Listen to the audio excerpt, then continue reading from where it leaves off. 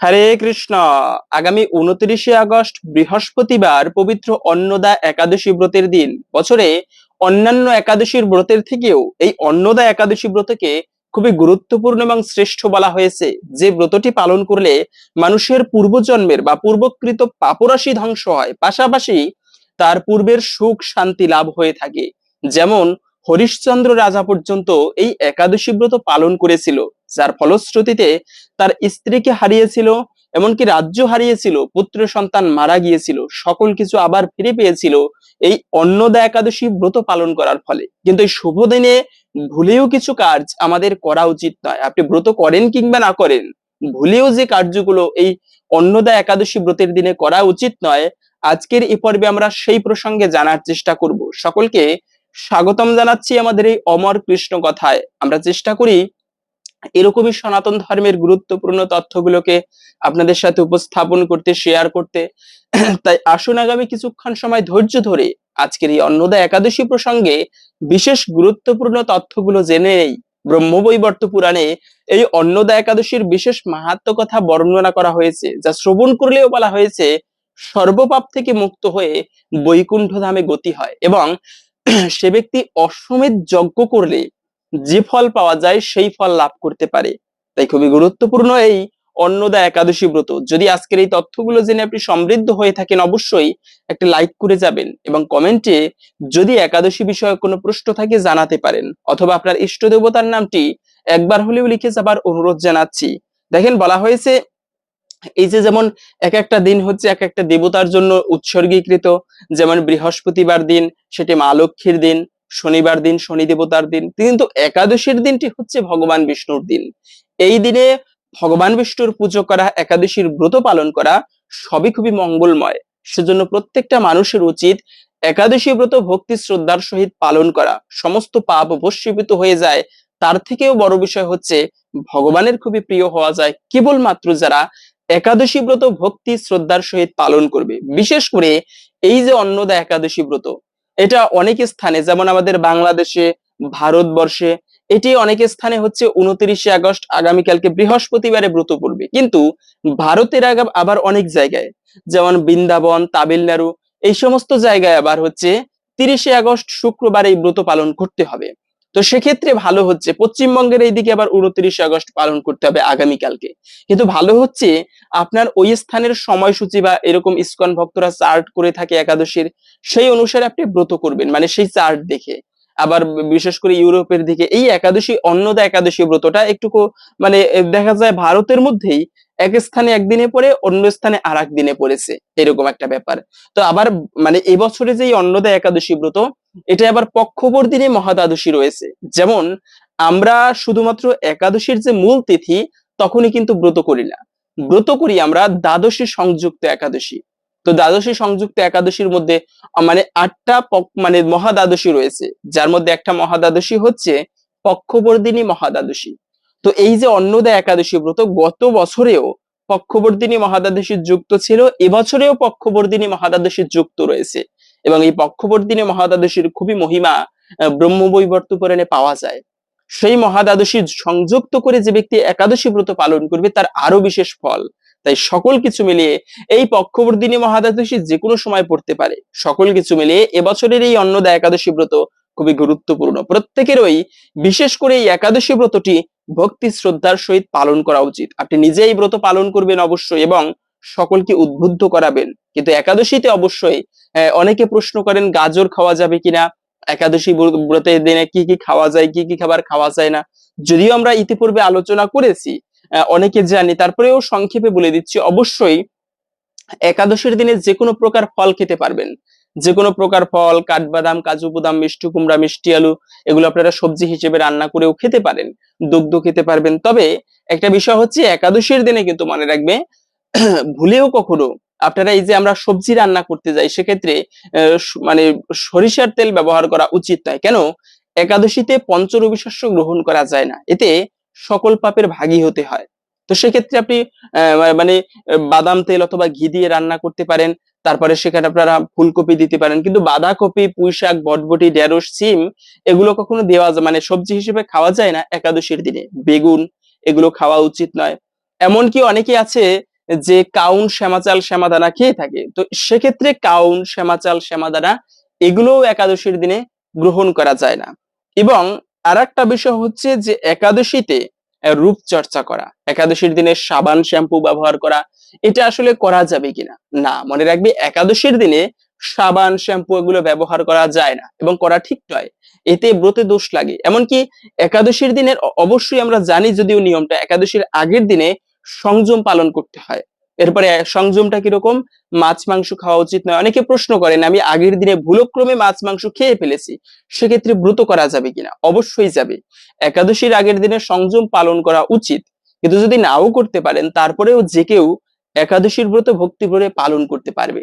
এবং এইভাবে আপনারা একাদশীর আগের দিনে রাত্র 11টার আগে খাবার খেয়ে দাঁত ব্রাশ করে নেবেন। এরপরে একাদশীর দিনে সকালবেলা ঘুম থেকে উঠে সারাদিনটি ভক্তিময় ভাবে কাটাবেন। সারাদিনটি চেষ্টা করবেন ঠাকুর পুজো দেওয়ার, এবং আগের দিনে কেন দাঁত ব্রাশ করবেন? কেননা একাদশীতে যদি, অনেকে আছে দাঁত ব্রাশ করতে গেলে রক্তক্ষরণ হয়, একাদশীর দিনে যদি রক্তক্ষরণ হয় এতে কিন্তু ব্রতে দোষ লাগে। আর একাদশীতে যদি রক্তক্ষরণ হয় এতে সেই ব্রতের সম্পূর্ণ ফল লাভ করা যায় না। সেজন্য মূলত একাদশীর আগের দিনে অবশ্যই দাঁত ব্রাশ করে নেওয়া উচিত, দন্ত ধাবন করা প্রয়োজন, এটা খুবই গুরুত্বের সহিত বলা হয়েছে। দ্বিতীয়ত হচ্ছে আর একটা বিষয়, সেটি হচ্ছে যে একাদশীর দিনে আপনারা কি কি করবেন সেটা আমরা যদিও অনেকে জানি, তারপরেও বেশি বেশি সংকীর্ণ উপবাস কেন বলি? উপবাস মানে হচ্ছে ভগবানের সন্নিকটে বাস করা। আমি ব্রত করলাম, যদি আমি ভগবানের পুজোটা ঠিকভাবে না করি, ঠাকুর পুজো না করি, তারপরে হচ্ছে আমি ভক্ত সঙ্গে করে কাটালাম না, আমি শুধু না খেয়ে থাকলাম, বাজে কথা বাজে সঙ্গ করে কাটালাম, এটাকে প্রকৃত ব্রত বলে না।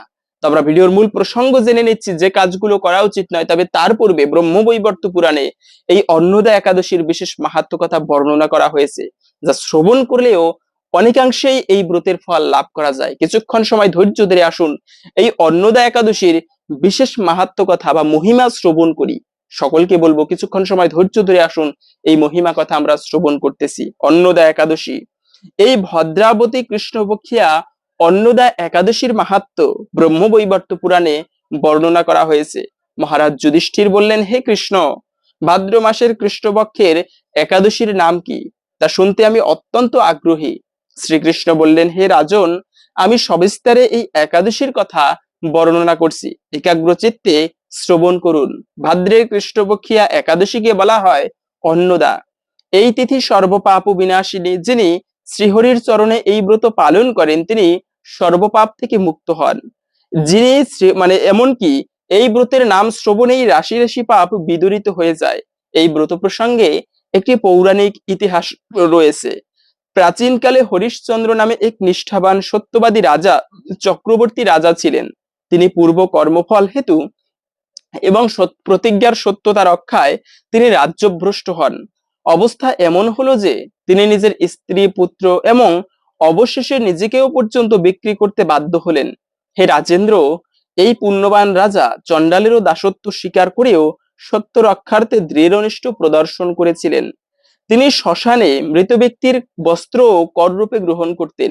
এইভাবে তার বহু বছর কেটে গেল। দুঃখ সাগরে নিমজ্জিত হয়ে কি করি, কোথায় যাই, কিভাবে এই দুর্দশা থেকে উদ্ধার পাই, এই চিন্তায় দিবারাত্র বিভোর হলেন। এমন সময় দৈবক্রমে পরদুঃখ দুঃখী গৌতম ঋষি রাজার কাছে এলেন।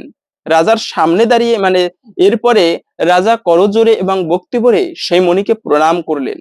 করজোরে তার সামনে দাঁড়িয়ে একে একে সমস্ত দুঃখের কথা সেই মুনিকে ব্যক্ত করলেন। রাজার দুঃখের কথা শুনে মুনিবর বিস্ময়াপন্ন হলেন। অত্যন্ত ব্যথিত চিত্তে তিনি বললেন, হে রাজন, ভাদ্র মাসে কৃষ্ণপক্ষের একাদশী জগতে প্রসিদ্ধা। আপনি এই ব্রত পালন করুন। এই ব্রত প্রভাবে আপনার সমস্ত পাপের বিনাশ হবে। আপনার ভাগ্যবশত আগামী 7 দিন পরেই এই তিথির আবির্ভাব হবে। এই দিন উপবাস করে রাত্রি জাগরণ করবেন। এইভাবে ব্রত উদযাপনে আপনার সমস্ত পাপ ক্ষয় হবে। হে রাজন, আপনার পুণ্য প্রভাবে আমি এখানে এসেছি জানবেন। এই কথা বলে গৌতম মুনি অন্তর্হিত হলেন। ঋষিবরের উপদেশ মতো তিনি শ্রদ্ধা সহকারে এই ব্রত পালন করলেন। তার ফলে তার সমস্ত পাপ দূর হলো। হেরা মহারাজ, এই ব্রতের প্রভাব শ্রবণ করুন। যথাবিধি এই ব্রত পালনে বহু বছরের দুঃখ ভোগের অবসান হয়।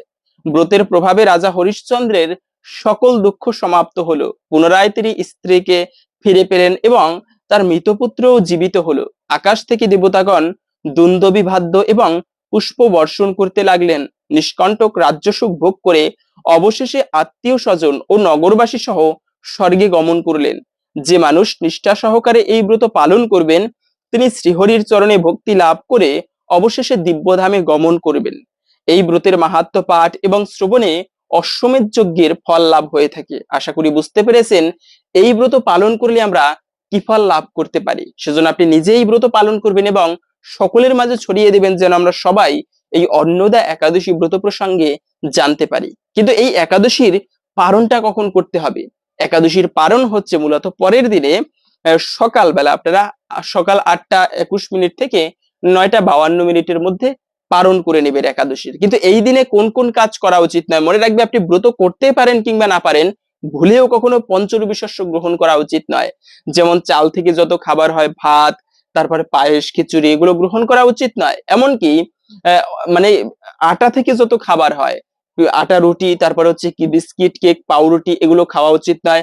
সরিষা, তারপরে তিল, এই ধরনের খাবার ভুলেও একাদশীর দিনে খাওয়া উচিত নয়। ডাল, তারপরে হচ্ছে মানে কাউন, শ্যামা চাল, শ্যামা দানা, এগুলো কখনো খাওয়া যাবে না। আপনি সাবু খেতে পারেন, তারপরে হচ্ছে আলু ফ্রাই ভাজি করে খেতে পারেন, আলুর দম করতে পারেন, আলুর পায়েস করতে পারেন, কত প্রকার খাবার রয়েছে, এগুলো গ্রহণ করে। কেন একাদশীতে পঞ্চরবি শস্য খাওয়া যায় না? কেননা ওই দিনে ভয়ানক পাপপুরুষ পঞ্চরবি শস্যে আশ্রয় গ্রহণ করে এবং যে ব্যক্তি সেই পঞ্চরবি শস্য ভক্ষণ করে তিনি সকল পাপের ভাগী হয়। তো এইগুলো মানে পঞ্চরবি শস্য ভক্ষণ করা উচিত নয়। দ্বিতীয়ত হচ্ছে একাদশীর দিনে কারোর সাথে খারাপ ব্যবহার করবেন না। কোনো ব্যক্তিকে আপনি ব্রত করেছেন কিন্তু যদি কারো নিন্দা করেন, কারোর সাথে খারাপ ব্যবহার করেন, তবে কিন্তু ভগবানকে ততটা প্রসন্ন করা যায় না, এই ব্রতের ফল ততটা লাভ করা যায় না। এমনকি খারাপ শব্দ, অপশব্দ যে কোনো শুভ দিনে মনে রাখবে, মিথ্যা কথা বলা উচিত নয়, অপশব্দ প্রয়োগ করা উচিত নয়। এটি বাক্যবান খুবই গুরুত্বপূর্ণ বিষয়। কথা বলার মাধ্যমেও মানুষ স্বর্গ নরক প্রাপ্তি করে। তাই বলা হয়েছে বাক্যকে সংযত করা উচিত, খারাপ ভাষা প্রয়োগ করা উচিত নয় অন্তত পক্ষে এই শুভতম দিনে। তৃতীয়ত হচ্ছে দিনের বেলা অনেকে ব্রত করে ঘুমায়, কিন্তু এই একাদশীর দিনে চেষ্টা করবেন, যারা অসুস্থ তাদের ক্ষেত্রে ভিন্ন কথা, কিন্তু যারা ব্রত করবেন সুস্থ হলে কখনো দিনের বেলায় ঘুমানো উচিত নয়। হরে কৃষ্ণ। আশা করছি আজকের এই অন্নদা একাদশী প্রসঙ্গে এই তথ্যগুলো জেনে আপনি একটুকু হলেও সমৃদ্ধ হয়েছেন। ভালো লেগে থাকলে অবশ্যই একটা লাইক করে কমেন্টে ভগবান শ্রী বিষ্ণুর নামটি অথবা আপনার ইষ্ট দেবতার নামটি একবার হলেও লিখে যাবার অনুরোধ জানাচ্ছি। ভগবানের কৃপায় সকলের জীবনে মঙ্গল হোক এই কামনা করে আজকের ভিডিওটি এখানে সমাপ্ত করছি। হরে কৃষ্ণ।